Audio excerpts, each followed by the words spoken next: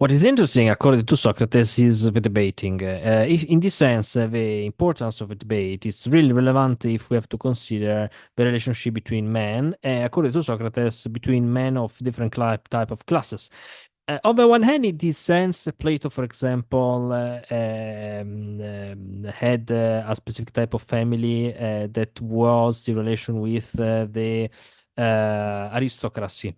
Therefore, Plato it was an aristocrat. But if we have to consider what Plato explained, on the one hand, in relation with Socrates, on the other hand, in relation with his ideal city, we have also to understand that and to explain that Plato wanted a specific type of rule of law. In fact, Plato it was against the oligarchical system. Therefore, oligarchic system.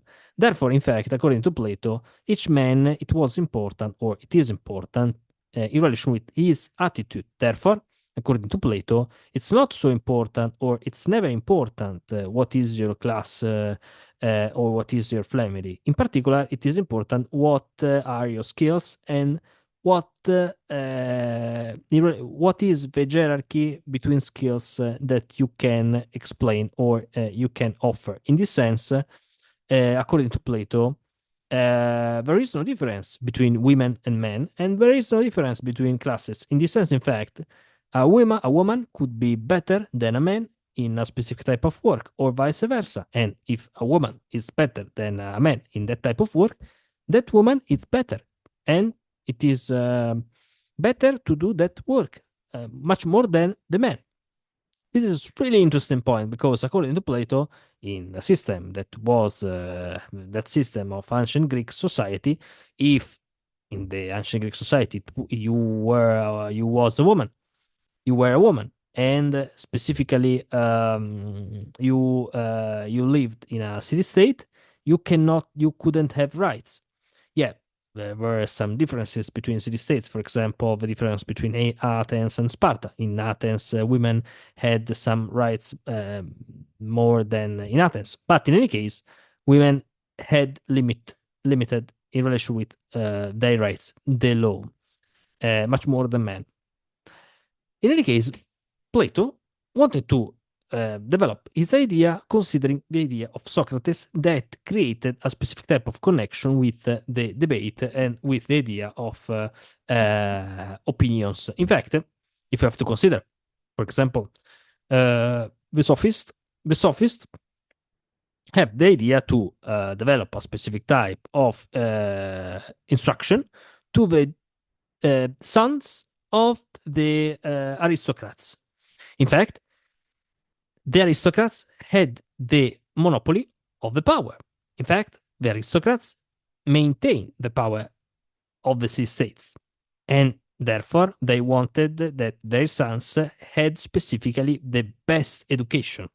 And the sophists were, in ancient Greek society, the best men to develop the best education for the sons of aristocrats. In fact, they knew really well the rhetoric, the grammar, the idea of debating, etc. All this, it was important because according to the ancient Greek mentality, there was a specific type of social conflict to create specifically the idea of power. Therefore, the classes fought indirectly with ideas between them, but in particular with the idea of instruction. In fact, also in Athens, for example, there wasn't a public school, but only a private school, and only the richest family could send only the richest family could send their sons to the schools because schools were only private. This is interesting because therefore there wasn't a possibility for the family or for the sons of the poor families. According to Plato, instead, because Socrates explained the idea that there is, or we have to apply a specific debate for all of the citizens, or better, for all of people into the city states.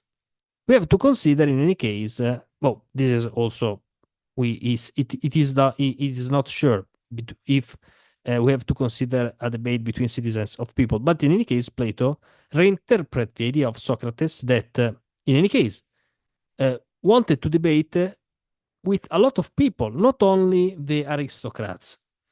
And in any case, Socrates didn't want that the others paying him to develop a specific type of argument. If the aristocracy paid the sophist to have a specific type of instruction for their sons, Socrates didn't accept the payment.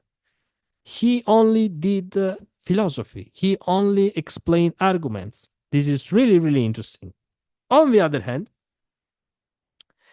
there is the idea of Plato that, reinterpreting the idea of Socrates, explained that it's not important if you are man or woman. It's not important if you are aristocrats or not. It's important your attitude. It's important what you apply and what you know. And therefore, there is a sort of hierarchy of competences in the idea of Plato.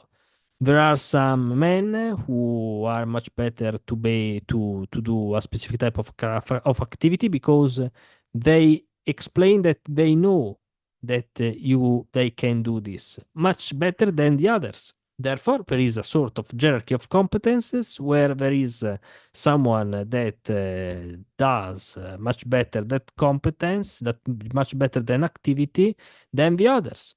And in any case, the soul is in Plato, there is in the soul. With the soul, we can understand the difference between us because we have different type of souls with different inclination, as different inclinations.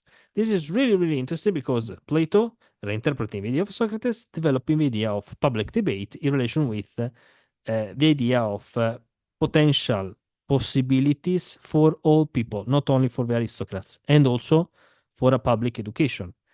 The idea of Plato is that the professors should be publics.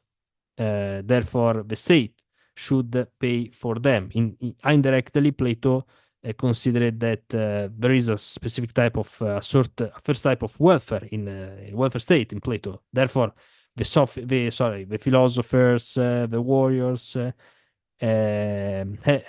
have to be paid by the state or indirectly. Another word, by the public taxes, particularly by the work of the workers. But the warriors and philosophers defend the workers that produce something to give to them. And there is a sort of reciprocity.